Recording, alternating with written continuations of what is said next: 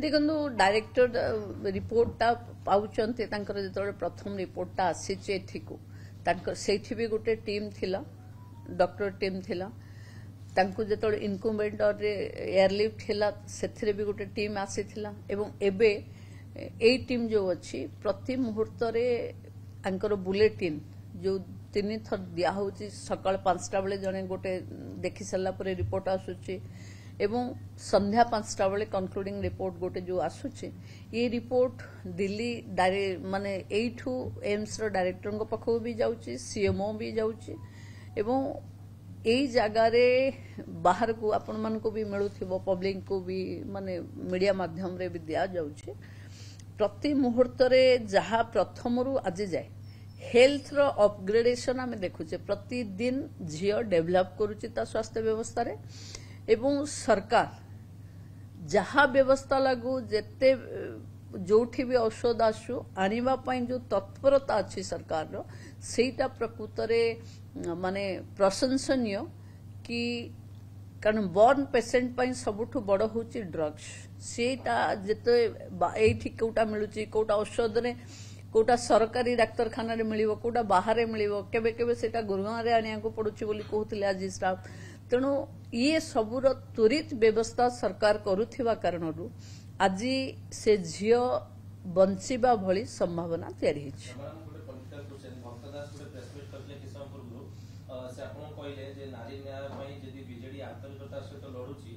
सरकार एग्नेस्ट से माने अनास्था प्रस्ताव आनतु कांग्रेस ताको सपोर्ट करिवो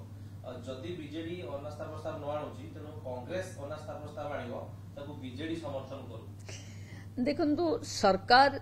डे 1 रो चाहे फकीर मोहन विश्वविद्यालय रो कथा झियर माने आत्मदाहर कथा हो किंबा जे कोनोसी महिला निर्यातना समस्या हम सामना को आसुची आपण ओडिशा इतिहास रे बोधे देखि नथिबे एते त्वरित बेगरे न्याय महिला को केही देई नथिले जो माने आजी ई झियो मानकर असुविधा को नहीं झियो माने माने जलापोड़ा रे थिला बेले एमाने राजनीति करबा को चाहुचंती मोर तांको खाली गोटे प्रश्न कि आमे फकीर मोहन कॉलेज रो पिलार त्वरित बेगरे हिला आमे 2 जन को जने प्रिंसिपल आ जने टीचर जहां एलिगेशन थिला तांको गिरफ कलु तुरंत डिसमिसल जाय भी कथा जाउछ आज जोठी जोठी नारी निर्यातन बा झियो मानक उत्पीड़न कथा आसुची सेठी सरकार त्वरित बेगरे आमे नउछु आमे जीरो टॉलरेंस करिछु कि जे आम माननीय मुख्यमंत्री घोषणा करछन्ते कि जदि तथ्य प्रमाण आम पाखक आसीबो आमे त्वरित बेगरे न्याय दबु किंतु 24-25 वर्ष रे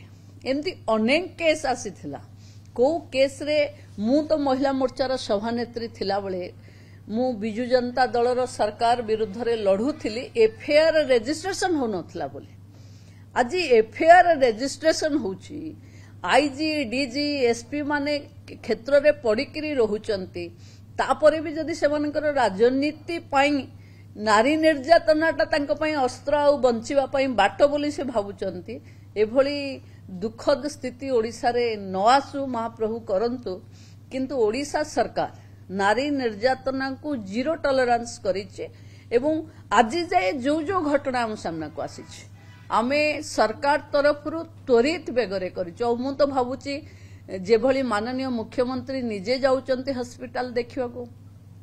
परिवार सहित भेटिबा को माननीय केंद्र मंत्री भी जाउचंती हमर समवेदना सहृदयता एवं आईनी विपर्यस्त करिथिबा लोकन को छाड़ीबार नहीं तेणु आमे सरकार नो कॉन्फिडेंस जाए जे भाभी पाउचंती मु भाबुची दिन रे गुडे स्वप्न देखिबा तांकर अभ्यास हे गलानी।